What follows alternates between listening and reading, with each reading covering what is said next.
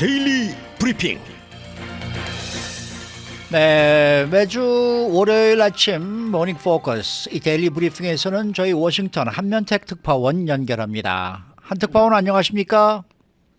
네, 안녕하십니까. 워싱턴입니다. 자, 이 연말 대목에 온라인 매출이 연일 신기록을 세우고 있다라는 소식입니다. 오늘이 바로 이 사이버 먼데이인데 오늘 매출도 상당한 기대를 모으고 있다는데 어떻습니까?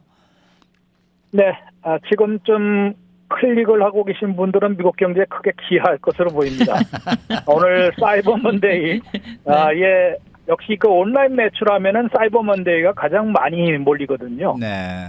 그래서 이제 아도비 분석이라는 곳에서 이 온라인 매출을 추적을 하고 있는데 오늘 사이버 먼데이에는 이제 하루 매출만 해도 100억 달러가 넘어선 지 몇 년 됐거든요. 네. 올해는 112억 달러에 달할 것이다라고 예측을 하고 있습니다.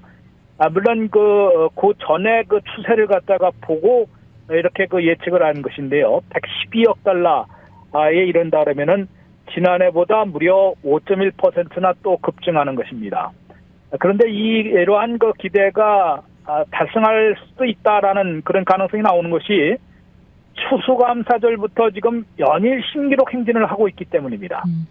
그래서 오늘 사이버 먼데이도 또 신기록을 갈아치우지 않을까라고 기대를 하고 있는 것 같습니다. 네. 땡스기빙 데이 때는 그 예전과 좀 달리 당일에 그 매장의 문을 여는 곳은 그렇게 이제 많지 않았거든요. 네. 그런데 이제 매장의 인파가 없어서 좀 걱정은 했는데 결과적으로는 온라인 쇼핑에 대거 몰렸습니다. 추수감사절 당일에 온라인 매출만 해도 52억 9천만 달러. 근데 51억 달러를 이 아도비 분석은 예측을 했었거든요. 예상을 웃도는 그런 성적이었고요. 52억 9천만 달러, 53억 달러에 가까운 매출, 하루 매출 기록도 지난해보다 2.9% 늘어나며 신기록을 세운 겁니다.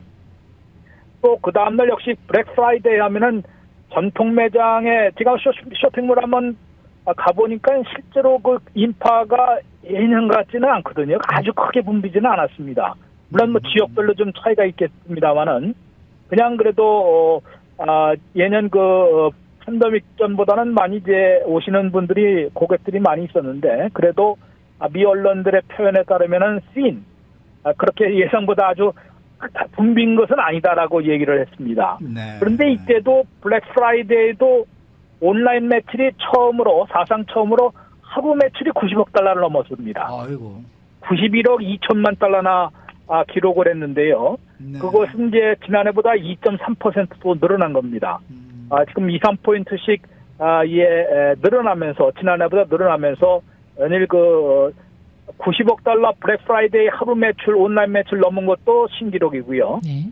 또 53억 달러에 가까운 것도 신기록이었고 이 토요일과 일요일의 매출은 비교를 하지는 않았습니다만 토요일에도 45억 2천만 달러, 일요일에도 49억 9천만 달러 연일 신기록 행진을 한 것으로 아도비 분석을 비롯한 미 언론들은 전하고 있습니다.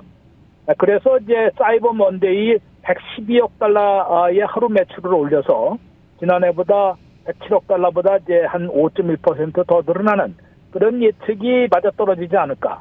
오히려 예상을 웃도는 그런 호성적을 거두지 않을까라는 예상이 나오는 것이고요. 기대가 높아지고 있는 것 같습니다.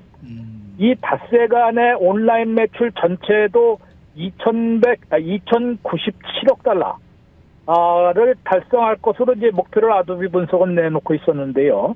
그것만 달성하더라도 2.5% 지난해보다 늘어나는 것이고 예상치를 또 웃돌지 이것도 한번 지켜볼 만한 것으로 보입니다. 네. 이거는 보면은 이제 온라인 매출이 매년 늘어나기 때문에 47%까지 지금 점유하고 있고요.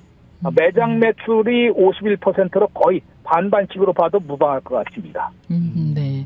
말씀하신 것처럼 온라인 매출이 계속 이제 신기록을 세우고 있는데 그렇게 되면은 미국 경제의 불경기를 좀 피하게 되지 않을까 이런 기대감이 있거든요. 어떤 예상들이 나오고 있습니까? 네, 올해는 분명히 마이너스 성장을 면할 것 같고요. 예. 문제는 이제 내년이 더 어려울 거라고 얘기하는데요. 내년에도 마이너스 성장으로 추락하지는 아니지 않겠느냐. 그러니까 불경기 국면을 이제 체감을 하더라도 가볍고 빨리 끝나는 불경기가 될 가능성이 있다. 또한 그런 잘만 하면 또 아예 불경기를 피해갈 수도 있을 것 같다라는 경제 전문 분석기관들의 잇따른 수정 전망 보고서가 나오고 있습니다. 몇 가지를 제가 살펴봤는데 뱅크 오브 아메리카, 뱅크 아메리카는 올해 성장률이 1%, 내년은 0.4%로 내년이 조금 여전히 어려울 것으로 봤습니다만은 물가는 5.1%, 코어 PC가 지금 내년 말에는 그래도 3.1%로 낮춰질 것 같다. 또 내년 봄에까지 금리는 5 내지 5.25%를 기록할 것이고 실업률은 5.6%를 기록할 것으로 예측해놓고 있습니다. 이것을 보더라도 지금 마이너스 성장은 아니거든요. 네. 이런 것으로 볼 때 불경기를 피할 것으로 가벼운 불경기로 끝나지 않을까, 지나가지 않을까라고 기대를 하고 있는 것 같고요. 모건 스탠리도 올해는 1.9, 내년에는 0.5%의 성장률로 역시 마이너스 성장으로 추락하지는 않을 것으로 내다봤습니다. 골드만삭스는 아예 노골적으로 불경기를 피할 것 같다라고 그 얘기를 전망 보고서를 내놨는데요. 올해 1.9%의 성장률, 내년에는 0%가 아니라 1%의 성장률로 불경기를 피할 것 같다라고 수정 전망을 하고 있습니다. 네. 이런 것으로 볼 때도 이제 경제 분석 기관들은 이제 분명히 올해는 뭐 이미 이제 불경기는 좀 피하는 것 같고 내년까지도 더 어렵다는 내년까지도 조금 더 냉각되겠지만은 그래도 2008년의 대불경기 때와 같은 그런 아주 가혹한 불경기는 피해갈 수도 있을 것이다.